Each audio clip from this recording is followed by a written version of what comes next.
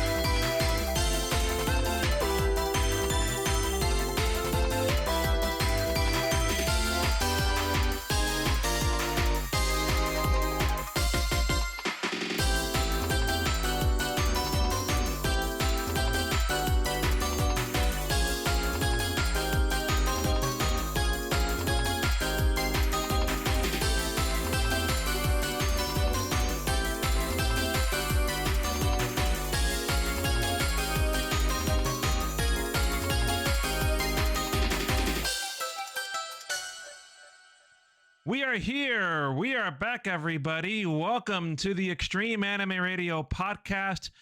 It is June the 12th, 2025. I'm JR. I'm doing a lot better now. Thank you for sending in all your comments and good wishes.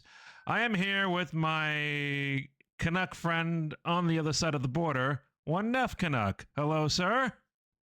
Good evening, sir. How are you?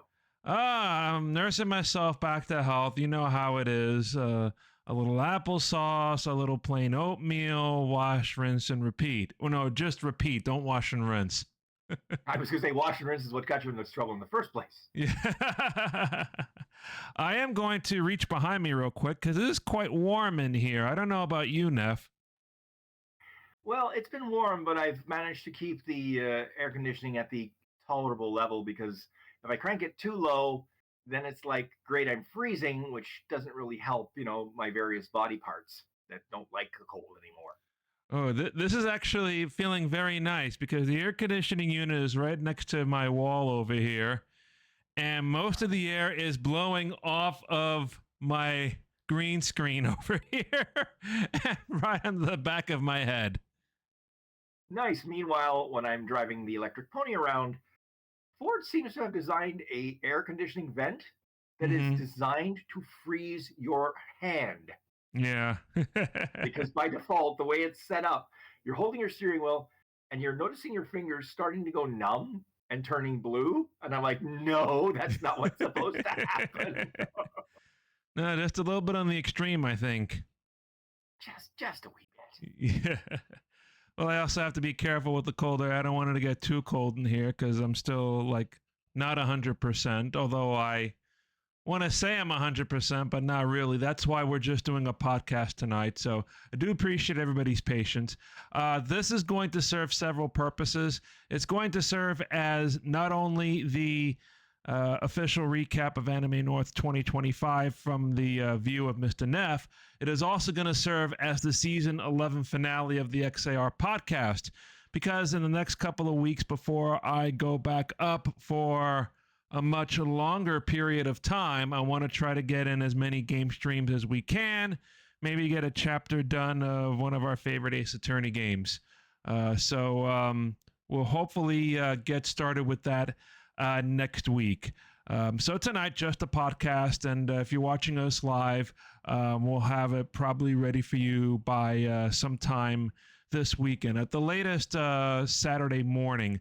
I do have a family function I'm going to on Saturday, so that means, I won't be working. I'll have a little extra time to do that in the morning, and so, yes, we'll do that, and then, like I said, next week we'll pick up maybe with another Ace Attorney chapter. Now, Neff, a couple of things in the headlines real quick. Something that popped up today. Spaceballs, the sequel. It's finally being done after, I think, has it been almost 40 years?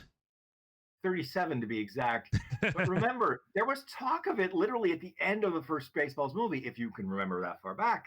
Oh, yeah. Spaceballs 2, The Search for More Money. Yes. Now, given that it's 37 years later, and Mr. Mel Brooks is approaching the century mark, Oh yeah. I don't think he's hurting for cash. I really don't. But I'm curious to see what he does, because the franchise that he's parodying has, had its expansion, etc.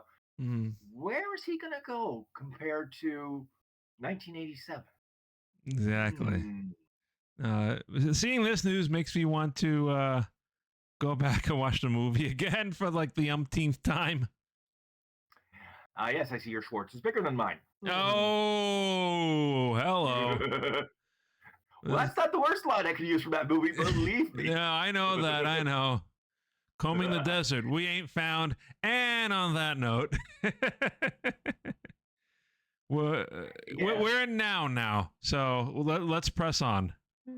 Indeed, let's not. If you want to know what we're talking about and why JR is freaking out over what I might come out of my mouth, go watch Spaceballs. You'll have a good laugh, and you'll hear some very salty language at times. All right. So prepare to fast forward, Neff. You mean we've gone to Plaid? No, we've gone to Nintendo Switch 2. Aha! Aha, yours has arrived. I have one of the apparently 3.5 million Nintendo Switch 2 consoles that have been sold around the world in the first 4 days of its release. So its release was last week, Thursday. So Thursday, Friday, Saturday, Sunday, 3.5 million. I was able to acquire mine. Thank you to that person who helped me do it. And then you, sir, finally, like I think countless other people the other day, got a email from Nintendo. Hey, your Nintendo Switch 2 is ready. Yeah, I found myself wondering, and I'm going, why did they hold back before the release? I'm going, wait a minute, that makes no logical sense. But then again, this is Nintendo, where logic, and common sense sometimes just go out the window. Yes. That special person, Bree, who helped me get the Switch 2. Bree helped me get the Switch 2. Thank you, Bree. So yes, and I gotta talk to Bree when we're done about more Nintendo Switch 2 stuff. But yes, I set this up. I have the original Switch. Actually, I know I set the original Switch aside. Yes, it's a sort of a lengthy setup process depending on your definition of length. It took me a little while because there's the option, and it's very convenient. You can actually transfer your Switch data to the Switch 2, kind of like in the same way that you transfer data from your old iPhone to your new one. You just bring the two devices close together, and they start copying away. Well, that's actually very convenient. So the only downside, I suppose, would be that, and I'm just trying to think this. I'm going, how fast could that transfer speed actually be? Because the Nintendo Switch, the original, I don't think it was faster than Wi-Fi 5. Right. So Wi-Fi 5, and if you have a Switch with a fair amount of data on it going to the new Switch, I'm going, better set aside half a day for this. Yeah. But no, this is supposed to have Wi-Fi 6. And I will tell you one of the cool things about it here, and I learned this when setting this up. We have a better stand that comes out from the back like this, you see? Mm-hmm. And not only can you plug it in on the bottom, you see there's a bottom plug. For when you have it standing up, there's also one on the top.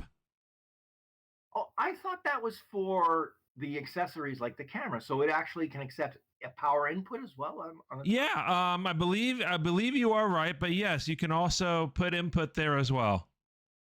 Okay, that's very interesting. Now, I actually saw someone do a life hack with one of those Nintendo Switches with the stand you showed on an airplane. Because what they were doing is they managed to get the stand to sit on I don't know what kind of a hanger. It was on the plane seat ahead of him, so he could Yeah. have the thing hanging right there. And I'm going, that's both inventive, cool, and a very risky proposition for such an expensive device. Thank you very freaking much. Yes, because you see how thin it is over here. Yeah, I don't know if you can tell. Yeah, that, like I said, I looked at that and I went, I ain't gonna try that, especially not Yeah. with what I paid. Ooh. But I'll fire up the screen real quick here. Look at this nice bright screen over here. It's kind of hard to tell. I got to hold it with that while being very careful with it. But now you can see a bright. Go ahead.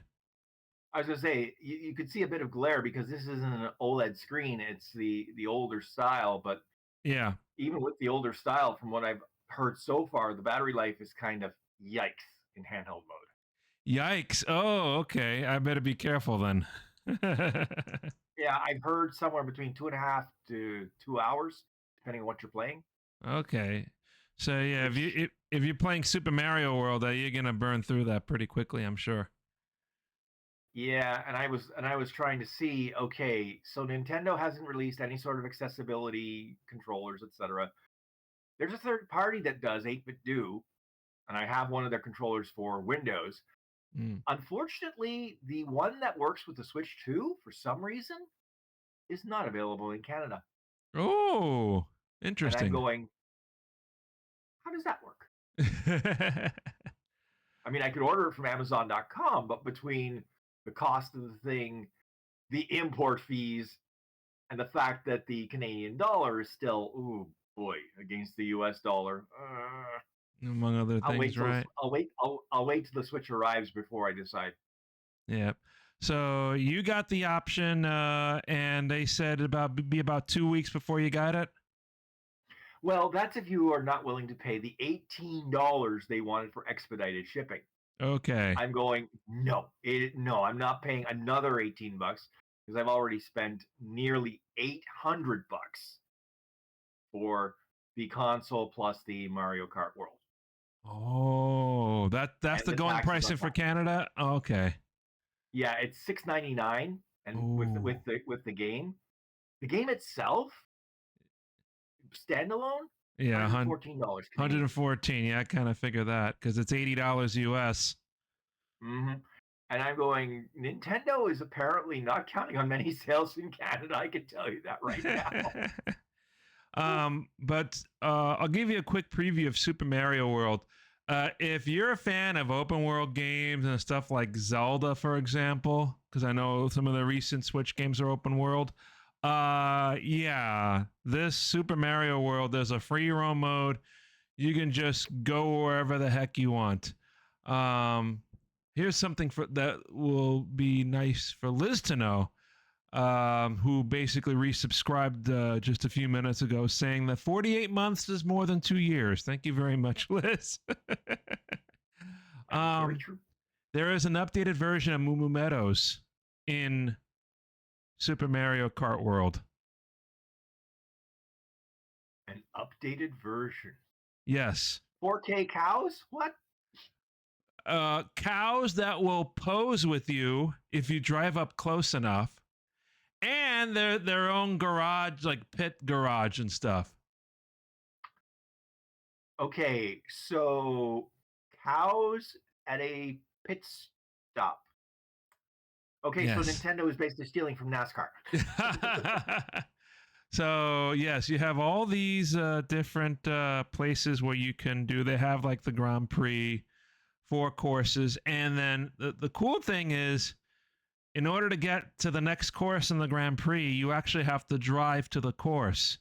So, you know, it's kind of like Nürburgring changing from the Grand Prix layout to the 24-hour layout. You take this fork and you go on a highway that has atmospheric conditions like, you know, daytime, nighttime, and snow and rain, depending on the situation.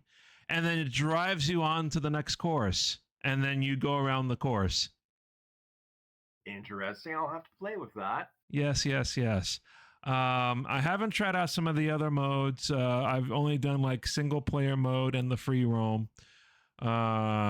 And hopefully sometime down the line we'll do multiplayer and see how that works. But yes, oh my goodness, 24 vehicles at once is like, drives your head crazy.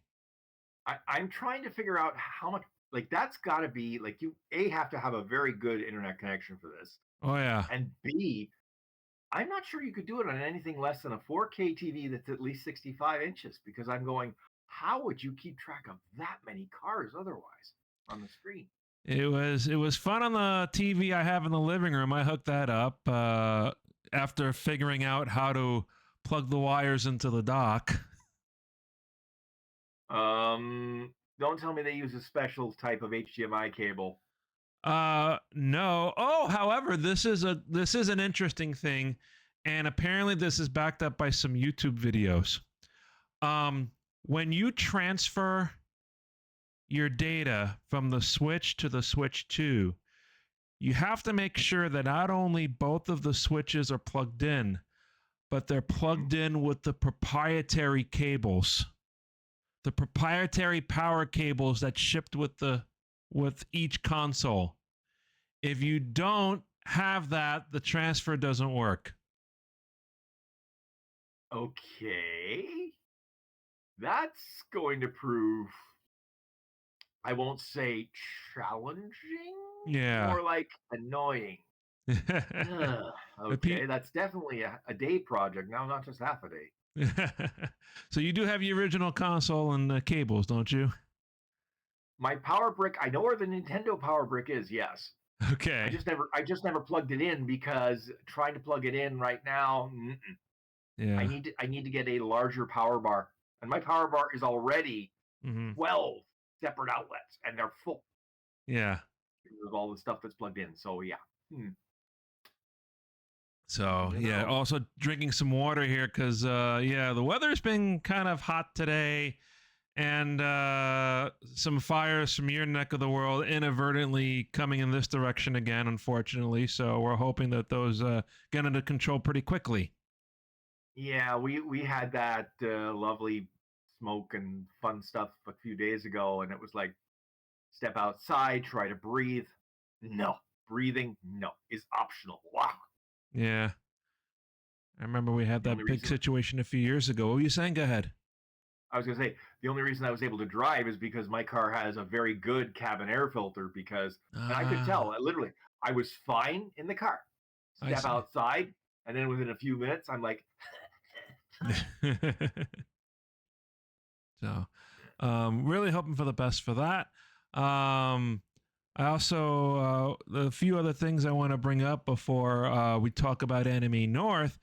One is an anime that I have just started with Bree, and we're very excited, but really nobody more excited than Liz, because apparently when I told her about this series, she binge watched it from start to finish.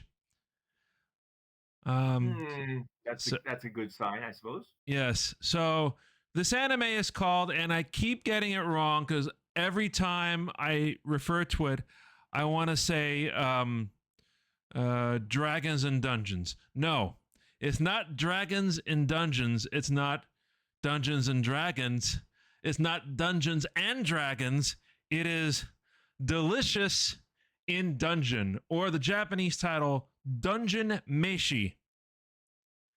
And it's basically this crew of people trying to get to a red dragon that has eaten I believe it's the sister of the main character.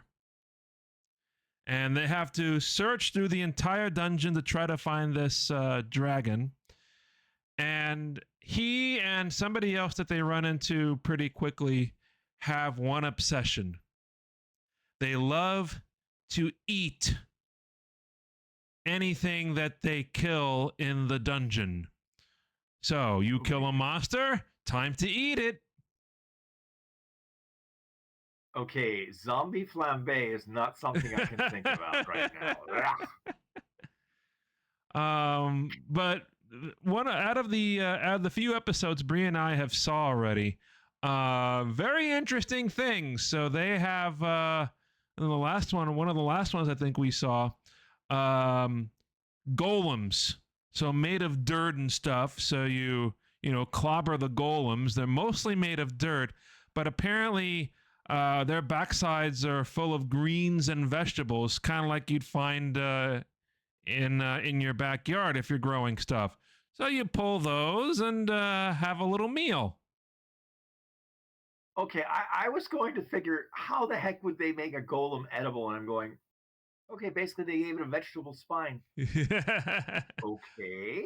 There have been a few more interesting ones that I've seen so far. I will leave it at that because people will eat the stuff and say, "Oh, it's delicious." Well, I mean, some people, for example, we like sushi. Other people look at sushi and go, I ain't eating raw fish. Yeah, true. Cook it or forget it. But yes, everything is cooked by the skilled chef that comes along in their travels and saying, "Yeah, this is edible. Yep, nope, nope." Oh, here, Bree just said it here. The main character had an interest in eating any monsters that they killed. Another character just indulges him and is the perfect chef. That is the crux of it. Yeah. Oof. Okay, there we go. So the first thing they kill is a walking mushroom, and we'll leave it at that. And Sounds the rest like of the party's just along for the ride. The rest of the party's going, how do we get out of this chicken outfit? Oh, there is a chicken early in the series too, but I'm gonna let you figure that one out too. Har har har. Oh, that was foul. The chicken snake. Anyway, delicious in dungeon. Very highly recommended so far from what I've seen. Even though you might have to look away ever so briefly.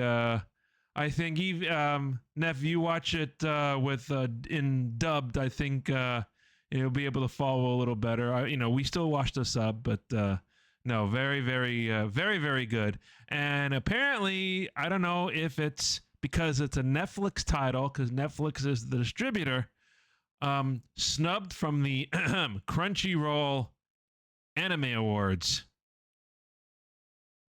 Okay, if you're surprised at that, then I don't know what to tell you. Because as far as I can tell, the Crunchyroll Awards are basically the what we distribute awards. Yes. I haven't seen them ever give anything to a show that they did not themselves distribute. So right. I'm not surprised. Yeah. So like it's Crunchyroll Employee of the Year almost. Oh dear, there we go. Yep. Yes, I picked up a couple of shows while I was recovering from Anime North. One of which was, let's see. Let me just get it's one of those full title shows. Okay, so let me see here. I left my 8th rank party to help my former students reach the dungeon depths. Oh, another dungeon anime. Wonderful. Yes, with a side of harem thrown in. Although it's a slowly developing harem at least. It's not, all of a sudden they all want to, make whoopee. Polite way of saying this. But no, it's actually quite interesting because the main character is actually a red mage who in this fantasy setup is considered one of the weakest of the, characters to go in a dungeon. Except what his original party didn't realize is that he was constantly upping their abilities because that's what he does. He buffs your abilities, right? Right. So when he quits that party out of sheer frustration due to low pay, lack of, respect from the other party members, he's like, oh crap, now I'm doomed. And then he runs across, or they run across him, his former students. Because at one point he was a mentor to these party members who, later went on their way and created their own party. Yeah. And then he joins them and they form the party Clover, which makes sense in the beginning because it's the male MC and then the 3 female party members. So a 4-leaf clover. Ha ha. Right. Yeah. So there's the 21 episodes of that, 19 of which are dubbed. It's a fun show. It's got its moments where you're just rolling your eyes, going, "Okay, sure, right." I'm just gonna forget that I ever saw that scene and move on from there. And then the other one that actually I picked up that's a little more serious, the beginning after the end. This is one where the main character is reincarnated, but from the get go, he retains all his memories, etc. So he starts as a baby, of course, but with full awareness. Of course, he can't speak or anything because he's a baby. So he's like going in his head, going, "Okay, this is who I was, da da da da," and then he's realizing, "I have to go through this. I can't lift my own head." Like, and he really has to learn it all over again. And it's really quite interesting because you can sense his frustration, and I think any of us would be like, "Yeah, that would be kind of annoying because you have all this knowledge and you can't unlock it because you're trapped in this soft, squishy little, baby body." Mm. I mean, he grows up, and right now he's just come back to his parents, or at least the last episode I saw, he was just coming back to his parents after being lost for 3 years after a bandit attack. So they're all like, "Oh my God, he's back." It turns out he now has a little sister. So I'm wondering how that dynamic's going to go. But yeah, definitely something I would recommend if you're into a more, I don't want to say realistic because of course the whole plot is Right. utter nonsense and poppycock, but it's more, I think, grounded is the word. Okay. And So then more of a drama. yes, and then the Unaware Atelier Meister. You This said one, underwear. That's not serious at all. I'll keep it brief then. No, Oh. don't tempt me, Jr. You know where I'll go with that. So this one is more. This one is more of a fun one. I mean, this kid is basically so overpowered it hurts, but he Mm. doesn't realize it, and so everybody else is like astonished. And he's like, "Why?" We go. I back home. I did this all the time, and they're like, "That's not normal. You can't be doing that. Doesn't make it." And eventually they start to understand that he's literally such an innocent soul that he literally will do these things and help people, just out of the goodness of his heart. And everybody's like, "Okay, all right, but you're still weird." So that's another fun one. Interesting. Um, yeah, we're watching that and another Korean drama, basically. That wow, sort of reminds me of Phoenix Wright in a way. It's about a lawyer Mm-hmm. who has autism and is making her way up through the legal world, presenting cases, defending people. I think it's the Incredible Attorney Woo. I might have the name slightly bundled, but yes, her name is Woo, and the acting is very amazing. I already hear that they've thinking about greenlighting a second season for that. So another one of the I want to say hundreds or thousands of Korean dramas on Netflix. It's like Netflix is the one-stop shop for Korean dramas. Yeah, they seem to be in the category of, okay, if it's cheap and we think it'll get ratings, we'll put it on. Right. You know, But unlike their foray in the WWE, which apparently is not going as well as they'd hoped. uh-oh. Gee, I wonder why. Gee, I wonder why. But so we're watching that, and we're still also waiting for a new season of Sakamoto Days, which I believe is next month. And then Comey Can't Communicate. We think there's a new season, isn't there? That the rumor?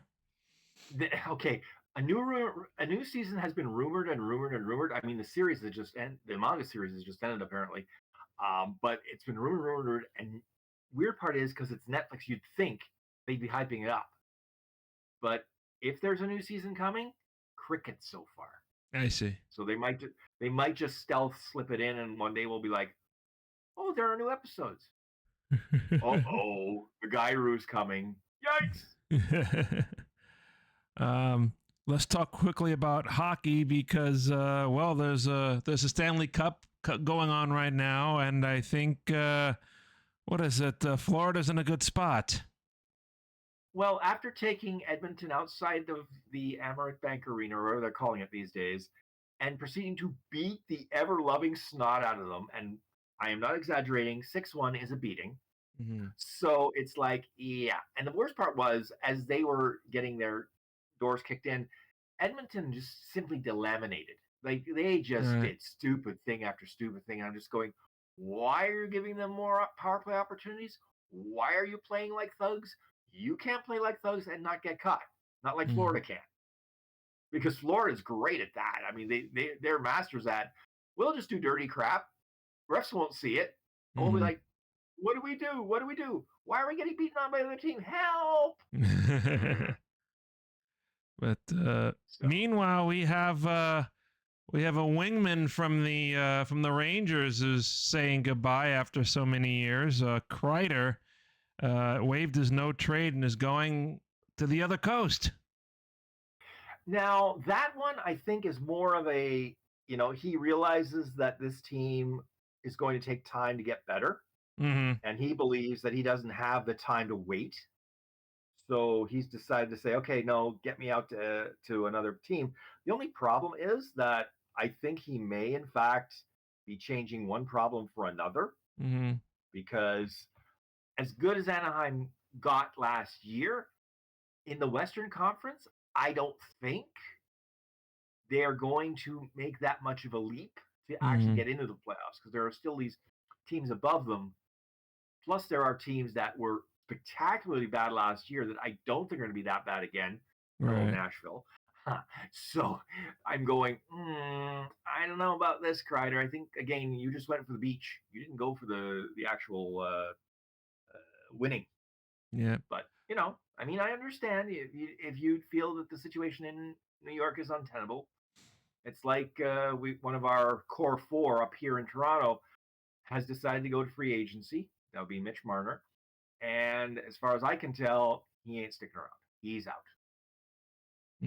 Which, to be fair, with all the pressure and stress, especially because as soon as the Toronto fans think you are not producing and you are not performing up to what they expect you to, especially if you're a high-paid player, it gets ugly fast. Yeah. It really does. I was also looking before we came on the air at the NHL released their all-star teams, and I'm looking at the logos. Oh, and I'm thinking to myself, oh, we got some Toronto players there. No, but I'm looking at the logo very carefully. No, those are Winnipeg logos. Yeah, slightly. And Connor Hellebuck manages to win back-to-back Vezina trophies and wins the Hart Trophy, which I think is absolutely fair for his regular season performance. It is his playoff performance that, if it was being voted on, they'd be going, no, you couldn't catch a cold. Never mind stop a puck. Yeah. So we have Hellebuck and then also Connor. You have McKinnon from the Avalanche, Kucherov from the Lightning, Makar also from the Avalanche, and then Werenski from Dallas. Yeah, no, Zach Werenski as like Columbus, I think. Columbus, okay. I'm looking at the star. Yeah. Yeah, so, I think Beta's gonna slap me for that one. Okay. He might slap you with a fish, but that's an old internet joke. So don't spit out your water. So there was also a coaching hire. We now have a new coach, and I'm trying to think what's the latest one. I mean, the Dallas coach got fired, and I'm wondering what they're going to replace him with. But it was amazing because he literally threw his goaltender under the bus, and not only did he throw him under the bus, he backed up on him and went over him again. And I'm going, this is a guy who knows.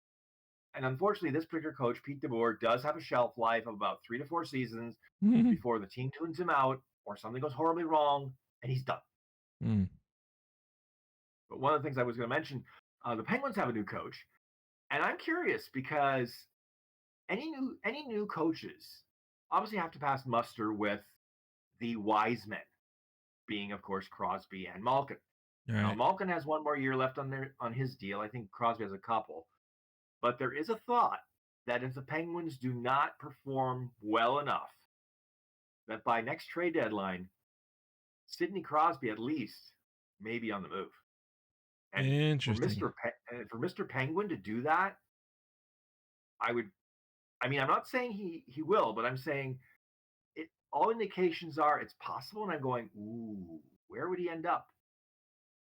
And of course, the maniacs who don't, think the salary cap doesn't count are saying, let's reunite him with McKinnon out in Colorado. I'm like going, sure. I don't know who you're going to have to kick off that team to get that to work, but you're going to be kicking off a few bodies because otherwise it ain't going to work. Yeah. So let's see how the rest of this season plays out, going down to the final whistle of the Stanley Cup. And speaking of Prides of Canada, Neff, Anime North 2025, Canada's largest fan-run anime convention. We are ready to hear your post-game wrap-up with that and how things went with the charity auction. Well, I'll say this. I mean, it's always a challenge to do this event because even though what the general public sees is the display and then the auction itself on Sunday, there's a lot of preparatory work. And again, I have to give kudos to my staff and the staff that come in from out of town to do this because it is a lot of work. I mean, we by the time we finished on Sunday, we were all, just drooling, like drooling idiots. How drooling an idiot? I actually had forgotten to put back the keys to the display cases and had gone all the way back to the hotel, sat down, talked to some staff from another department, felt in my badge holder. Oh, crap. So I have to walk all the way back there, hoping that the cases are still there. Because this is like 6 o'clock on Sunday. And as soon as they shut it down at 5 o'clock on Sunday, they just start ripping everything down. As soon as the last person is out, they start ripping everything down. So I managed to get the keys back to their cases, and I'm just going, oh, God, that was a bullet dodged. Oh, no. Yes, well, that wasn't the biggest screw up, and it wasn't really a bad screw up, but it was more like, after all that walking around I didn't need to do that much more. Thank you. Mm-hmm. And then the auction itself, we raised a lot of money, not as much as last year, but given the economy, etc., I'm not necessarily surprised. As I told you, I believe the pack from you raised $110, I think it was. Cool. And then this was one of those auction items where I don't know, because it was weird. Because an artist had donated a painted piece called Snore Snacks, basically Snorlax, which wasn't really licensed, eating candy. So they call them Snore Snacks. Very nice piece. Went for about $40. But this same artist hands me a piece of paper on Saturday that is a drawing of a piece of paper on a piece of paper. And he says, auction this off. I'm like, okay, I'll try. And I am figuring this is going to go nowhere. This is going to go absolutely nowhere. It went for more than the painted piece did. And I'm going, thank you, it's for charity. But in the back of my mind, I'm going, holy crap.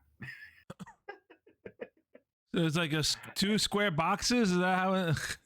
Like literally a piece of paper and in blue ink, a piece of paper. And apparently he's done this before at other conventions, and I'm going, okay, so the formula works. I know now the formula works, but holy crap, that was scary. Because I'm looking at this and I'm going, we've got to do this with what? So that turned out to be quite interesting. And I'm just trying to think. I mean, again, there were some items that really went well. I mean, one of the things we did this year, we had 3 mystery boxes. Right. One was our classic mystery box, which just had a bunch of things in it and a couple nice things. Then we had a figures mystery box where we got a bunch of random figures, a few very rare ones, and we put them all in one box. We just called it a mystery figure box. The third box was the last chance mystery box. I auctioned that off myself. And when we were setting this up, we're like, okay, we need something really, really good for this. Yeah. I send my staff out. They come up with nothing. Nothing catches their eye. Really? So I'm like, okay, I'm going to go look. So I go stumbling around, and then I wander past a particular vendor who's actually donated to us before and is very generous, with their what they donate. And they had this giant Charizard, and I am talking, this thing was huge. Okay, wingspan and all. Like, this thing is monstrous. And I'm like, okay, give me this thing. So I get it. I bring it back. I say, okay, stuff it in the box, which they did. What my staff didn't tell me was the way they stuffed it in the box. The poor guy who bought the thing, like literal Jack in the Box, boing in his face. Now, he didn't get hurt or anything, but he's more surprised, like going, holy crap, giant Charizard in my face. Wow. I mean, I only caught the flash of orange out of the corner of my eye, going, what happened? And we kept going. But it was like afterwards he came to me and I'm like, yeah, well, I'm sorry. I hope you didn't get hurt or anything, because it was like, woof. But no, that was fun. And like I said, I mean, we saw some very nice, very, very generous bidders. We also saw a bit of what I call Mr. Dollar Bill, because there'd be this one gentleman who a bid would go, he'd raise it by $1. The bid would go up by, say, 10. He'd raise it by another $1 on that. He won some stuff that way. Wow. Others he didn't. I mean, Price is Right bidding, I call it. Just, by $1, by $1, by $1. So that was really cool. And I mean, the actual auctioneers, the ones who are doing it, who do it regularly, they did a fabulous job. The Dorsai regulars, again, I can't thank them enough for what they did. But it was funny because watching them work, and I'm like, okay, just watching them work and picking up tricks and trying to make sure that I do not the same things that they did, but try to pick it up and make sure that I can, get the crowd as hyped up. Because remember, when you're trying to auction this stuff up and raise money, it's all about the hype. It's all about getting people to bid on things that they would never bid on normally, or that they would say, okay, this is my limit and I'm a hard stop here. Mm-hmm. But you entice me, say, are you going to let them get away with that? It's only I'll take $5 more for this piece. And the number of people who will actually go for that and say, yeah, okay, for $5 more, I'm in. And it's an interesting thing to do, and I find myself having a lot of fun doing it. It's very, very good. And any other things that you auctioned off particular noteworthy? We had a Kigurumi mask. You know what those are, right? Mm. Those are the anime style masks that go over your head, right? We had one in the style of our con mascot. Okay. So that went for a nice bit of change. Not as much as I would have liked, but I wasn't about to bid for it because it wouldn't go over my head anyway. But no, it was fun. And then we had some very interesting pieces. Like, there was a particular vendor who gave us a couple things that were, like, one was a lamp, but it was done in a very traditional Japanese style. And it was wired, unfortunately, with what we think is supposedly a Japanese light socket. We're not sure because we looked at it. I couldn't figure out what it was. None of my staff could either. So it's like, just for display. I mean, it's still got a fair bit of money, but I would have liked to have had a bulb in it and said, here, you can use this lamp in your room. And then, of course, we have the vendors who give us swords. We don't take sharpened swords because that would require that we card people that they're 18 plus. Yeah. And that we have security that takes it directly from the auction to the car. Yeah. Or outside, because of course you don't want people running around with a sharp sword, especially exactly. Yeah. Yeah. So we had a couple of wooden swords. One was varnished, one was not.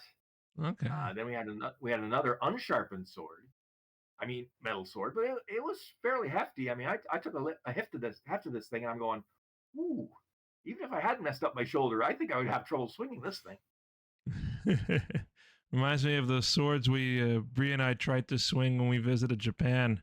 When we went to that one of the museums over there.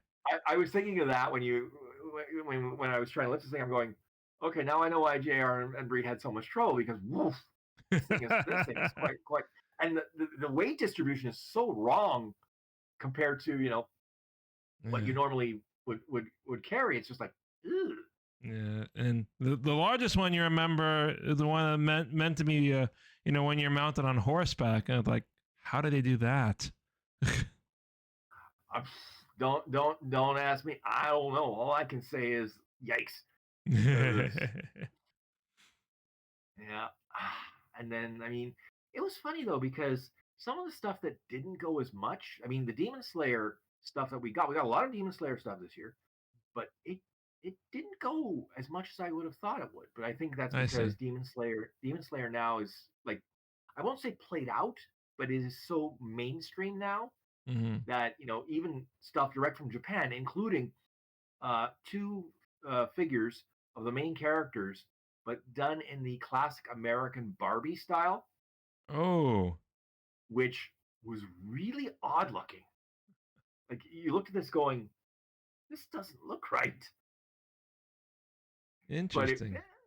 But it was an interesting lot to auction off. I will say that. Oh. All intents and purposes, a successful charity auction for sick kids. As I always say, it's a great cause. We put a lot of effort into it, all of us, my staff. And, at the end of the day, it's only because the people come out and they bid. And, thank you all, one and all. Thank you to my staff, one and all. And as per usual now, I spent the first 2 days after the convention, everything hurts. My shoulder, my legs. And it's just like, okay, I don't feel human anymore. Let me just, recover. That was me the last few days. Well, okay. And then, just after the auction, I brought the Grey Ghost in to get the bodywork done. Oh, okay. Repairs done. And I got stuck with a rental car that I absolutely loathed. Ooh, what was it? I remember why I liked my electric car. It was, interestingly enough, it was a Ford Escape. It was a platinum level, which is, in theory, was higher than the one I had, because mine only was titanium. But the platinum level, after 5 years, Ford does this thing where they pull things out of the car that was standard. And you're like, why did you pull out this option? It's useful. In this case, for me, the rain sensing wipers. Oh. That would go on automatically, right? Because I can't, access the wiper thing. Anyways. Right. So it was like, okay, when it rained, it was just like, okay, just move it with my left arm quickly and try to hold on the steering wheel at the same time. It was enough.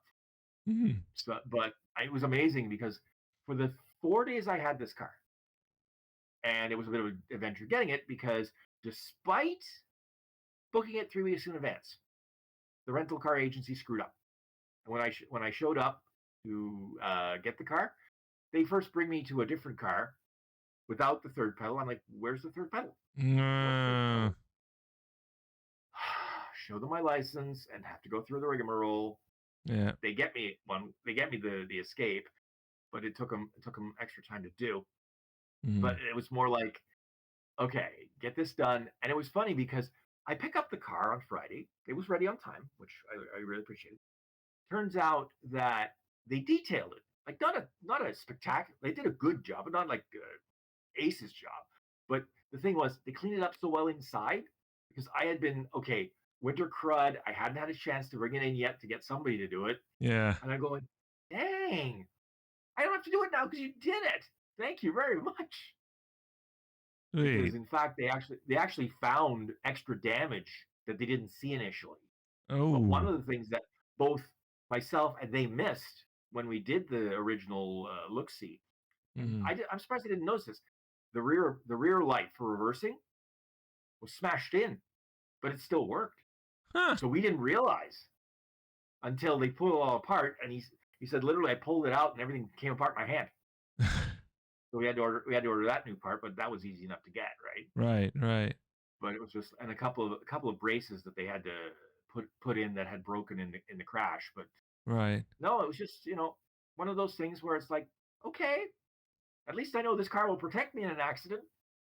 The other um, guy, mm, no. yeah. So just to reminder of the special part Neff needs, because of his disability, he needs to have the gas pedal on the left.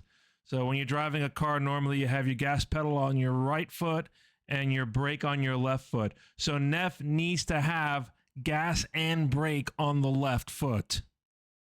Yes. And the funny thing was with this Escape, because it was only the turbo 2-liter model, they Mm. could drill into the floor and do it the old style. Okay. Because I'm in the electric car and the batteries underneath, they will not drill. What they do is the electronic one that hangs just like a normal pedal does, so it looks stock. Yeah. You just have to find the magic button to activate it when you start the car. That's interesting. So Yeah, next time you're up here, I'll show it to you. Okay. That's cool. That's cool. I didn't realize that. Yeah, because I remember, the little rod and pin that, the rod would extend all the way across the floorboard there. Mm-hmm. Yeah. Oh, and one of the other things I picked up and what I'm indulging in now, Sunday night, everything's shutting down. We're sitting in the hotel. I'm speaking to a couple of friends who they're going home. This is around 10 o'clock at night. Random con goer. No, I lied. It was one of the staff. It's like, I'm going home. I'm not taking this with me. Do you want, the case of beer? Like, it wasn't the full case, obviously. Mm-hmm. And my two friends I was talking, like, no. I said, leave it here. I'll take it. I'm not going to turn down free beer. So I'm like, that's not the strangest thing I've ever picked up at the con, but it's up there in the realm of what did you pick up at the con this year? Well, the good news is I didn't pick up con crud, but I picked up beer instead. So, lovely toast to the end of a successful con. Indeed. There you go. Well, it is close to the top of the hour. And once again, Neff, this podcast episode is doubling as the season 11 finale. We've done 8 episodes since the beginning of the year. There is a possibility that, depending on the situation upstate, we may be able to do 1 or 2, or maybe more. I don't know. But it's going to depend on my situation with work and also the situation with the internet. Now, I will say that a few weeks ago, the whole XAR crew, that being me, Neff, Liz, Bree, and Karam, we all did a little bit of a streaming test. And with the exception of one small hiccup in the beginning, it all seemed to work out. We played Jackbox Survey Scramble and had an amazing time. We have to bring the bandwidth down a little bit, but it seemed to work with the settings that we had. So, Neff, promising that we can continue with some stuff during the summer. Yeah, that'd be great because, of course, we all need our releases, as I like to say, from our regular jobs. You, me, everybody else, because it's exactly. Like, yeah, let's just chillax a little. Yeah. or as a now quarterback for the Pittsburgh Steelers used to say, let's RELAX.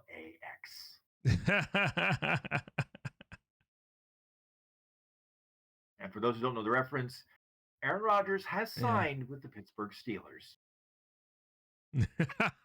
Okay, then. Because he loves football over everything else. Well, if nothing else, this might be the season that Mike Tomlin doesn't survive. Because unless he manages to somehow resurrect his career, I don't see him improving the Pittsburgh Steelers' lot in life. I really don't. Well, that'll be something we can talk about hopefully over the summer and see how that develops. But technically speaking, the 11th season of the podcast is done. If we do any podcast episodes during the summer, maybe we'll add on to that. But the plan is for now, the next time we do the podcast on a regular basis, it'll be season 12, and that will be in the fall. So once again, a hearty thank you to everybody who has joined us in all of our shenanigans, whether it be through the podcast or through all the games that we play, listening to us. We really do appreciate it. There is one thing that I did want to bring up to you guys here. It's a little bit of an appeal. So I'm going to show you guys some brand new artwork here. On the screen right now, we have new art of our mascots, Sarah and Umemi. Sarah on the left and Umemi on the right. And those are by the artist Cafe, K-A-F-E-I, Cafe. Cafe is an artist that we've worked with for the last few years, and they do an amazing job interpreting our mascots, first with Sarah and then more recently with Umemi, of course. Cafe is in a situation where they have opened up emergency commissions and adopts for living expenses. So if you'd like to find out more, please go to their post. They're on Instagram at, it's on the screen, internet.cafe, internet.kafei for more information. We also have stories going on our Instagram, both Extreme Anime Radio and XAR Mascots.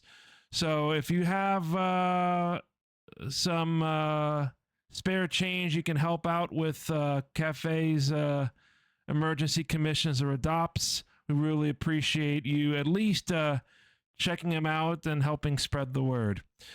Speaking of Instagram, here are the very many ways, Neff, that you can reach us here at XAR. Yes, well, you can reach us all of the wonderful ways you see on the screen. The classic, of course, is our email address, extremeanimeradio@gmail.com. Or hit us up on social media. Linktree.com/anime radio will get you our Instagram account, our Twitter, not Twitter, our Blue Sky account. Sorry, it's been a long day. We have our YouTube channel at Extreme Anime Radio. We have our archived podcast at xarpodcast.net or your favorite podcasting platform, Facebook at Anime Radio, and we have our Instagram page for our mascots at XAR Mascots as well. So, and we also have our Twitch channel at Extreme Anime Radio. Yep. So linktree.com/anime radio has all of those links. And any new content that we share is usually to Instagram first, either to Anime Radio or XAR Mascots, before we go to the other places like Blue Sky or we also have a Threads account too, which not as active. Remember, Threads was a big hype a while ago. We still post there from time to time, but looks like Instagram is back on track, sort of. Yes, well, speaking of back on track, today you might have noticed that some of your most requested services aren't working quite the way they should. Because several major internet backbones have snapped to varying degrees, including Google, which led apparently to some problems with Nintendo and their online services. Ooh. It's like, oh dear, you've launched a new console and the internet backbone you rely on has decided to go.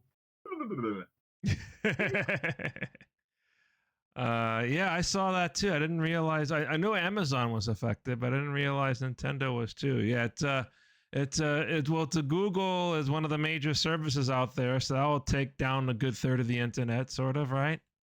Exactly. Nobody knows why it's happening or has happened. I'm not sure if it's fixed in its entirety yet, but it does beg the question: what happens when your connected services are no longer connected? Mama Canuck right now is experiencing that very thing because all her services, her phone, her TV, are connected via the internet. However, the DSL modem that runs the whole show, provided by her ISP, has decided it's time to shuffle off this mortal coil. Oops. And she's like, can you give me internet? Cue Neff Canuck going, sorry, Mom, can't do that. Also, television is also other things you can do, right? Well, no, because remember, all of her services, including her TV. Oh, okay. Yeah.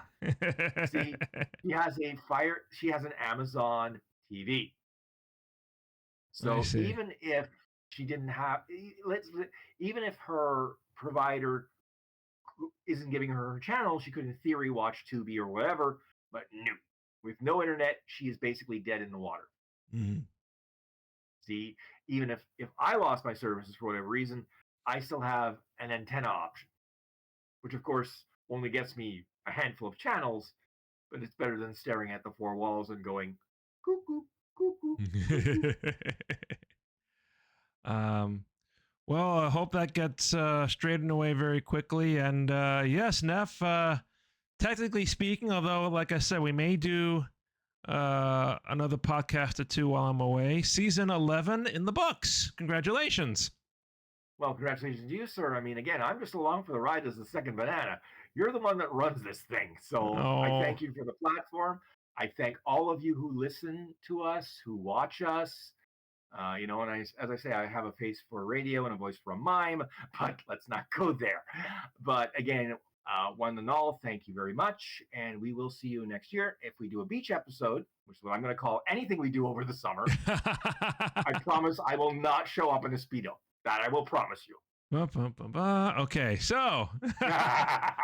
And also, of course, big thanks to the other people who help us, including Bree, Liz, and Karam, and people who also join us from time to time, like Umi and Mika, and regular supporters, including, Flax is one of them, Junji's one of them, Kaldith is one of them, Beta is one of them, and I could rumble out many more names. Just checking to see who's watching us right now. Yeah, I know Kaldith is watching us. Thank you so much for your support. And if you're listening to us, this will probably be the last podcast for a few months. We'll be returning in the fall, unless, like I said, or like Neff said, there's a beach episode. But as far as Twitch goes, hopefully, definitely in the next couple of weeks, we're going to continue with the Twitch streams. And then hopefully those Twitch streams will continue over the summer based on the tests that we did. Hopefully, knock on whatever material you have in your house, things will work. Or that too, yeah. I'm saying, there's my wood to knock on right there. And Neff's head, yes, exactly. So for season 11 and the Anime North recap, and for Neff, I'm JR. Thanks for watching and listening to us, and remember, keep on looking out for the Extreme Radio Twitch streams, and don't forget, archive versions of our podcasts are available at xarpodcast.net. That's xarpodcast.net, or your favorite podcasting platform. Good night, everybody, but we'll see you for season 12. Good night, everybody. Thanks for watching and listening.